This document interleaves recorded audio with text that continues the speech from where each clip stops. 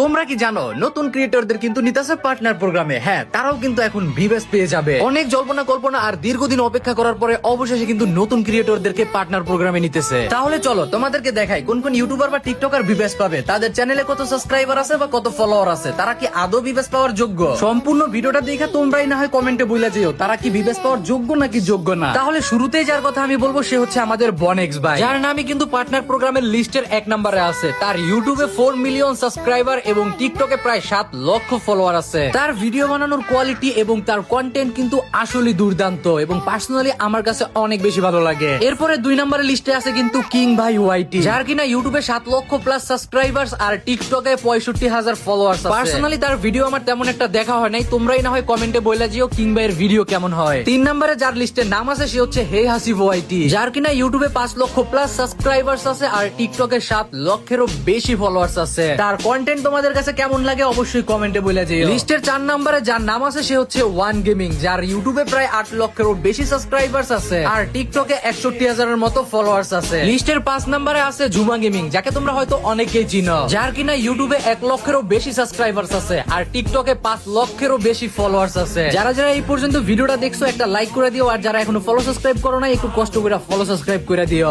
লিস্টের 6 নম্বরে আছে আর এস নিলয়, যার ইউটিউবে সাবস্ক্রাইবার সংখ্যা 13,000 আর টিকটকে তার ফলোয়ার সংখ্যা প্রায় 8 লাখের মতো। 7 নম্বরে আছে গেমিং উইথ হাসান, যার ইউটিউবে সাবস্ক্রাইবার সংখ্যা 33,000 আর টিকটকে তার ফলোয়ার হচ্ছে 4 লক্ষ প্লাস। 8 নম্বর লিস্টে আছে লেস্টিক গেমিং, যার ইউটিউবে সাবস্ক্রাইব সংখ্যা 7,000 আর টিকটকে তার ফলোয়ার হচ্ছে 3 লক্ষ প্লাস। আর সবশেষ 9 নাম্বার, হ্যাঁ এই 9 জনকেই নেওয়া হয়েছে পার্টনার প্রোগ্রামে, যার নামটা শোনার পরে তুমিও একটু হইলেও খুশি হয়ে যেতে পারো, যার আইডিতে এমন কোনো কালেকশন নাই যে নাই। হ্যাঁ, আমি বলতেছিলাম আমাদের সকলেরই প্রিয় জিসান ভাইয়ের কথা। তাকে নিয়ে আমার নতুন কিছু বলার নাই, কিন্তু একটা জিনিসই খারাপ লাগলো, তার নাম নাকি লিস্টের একদম সর্বশেষে। জিসান ভাইয়ের ইউটিউবে সাবস্ক্রাইবার সংখ্যা 8 লাখ এবং টিকটকে তার ফলোয়ার 1 মিলিয়নেরও বেশি। এই হচ্ছে 9 জন ক্রিয়েটর যারা কিনা অলরেডি পার্টনার প্রোগ্রামে জয়েন কইরাও ফলাইছে। তাদের সকলকেই আমার তরফ থেকে জানাইতেছি বেস্ট অফ লাক। চলো তাহলে এখন কিছু কথা বলি। নিঃসন্দেহে এতদিন পরে আইসা নতুন ক্রিয়েটরদেরকে পার্টনার প্রোগ্রামে নিতেছে, এটা অনেক ভালো বিষয়, কিন্তু আমার একটা প্রশ্ন, শুধু এরাই কি ভিউয়ার্স ডিজার্ভ করে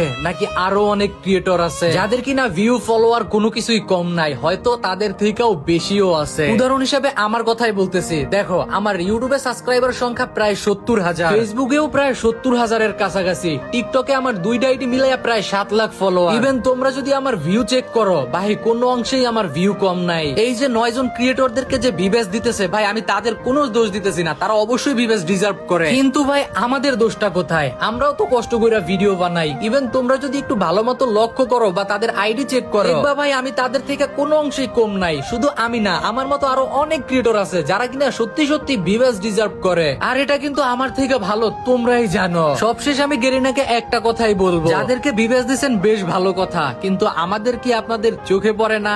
আমরাই বা কোন অংশে কম আছি? ভালো মতোই আমাদেরকে একটু যাচাই বাছাই করেন, আমাদেরকে লক্ষ্য রাখেন, আমাদের ভিউ কোথায় কম আছে, কোথায় আমাদের ফলো সাবস্ক্রাইবার কম আছে, তাহলে আমরাই বা কেন বঞ্চিত হব এই ভিউয়ার্স পাওয়া থেকে? শুধু এই একটা স্বপ্ন নিয়াই, ভিউয়ার্স পাওয়ার আশা নিয়াই বছরের পর বছর কিন্তু ভিডিও বানাই আসতেছি। বাকি জিনিস গাইস তোমাদের উপরে ছাইরা দিলাম, আসলে কিচ্ছু বলার নাই, দিন শেষে আমরাই খারাপ হইয়া যাই।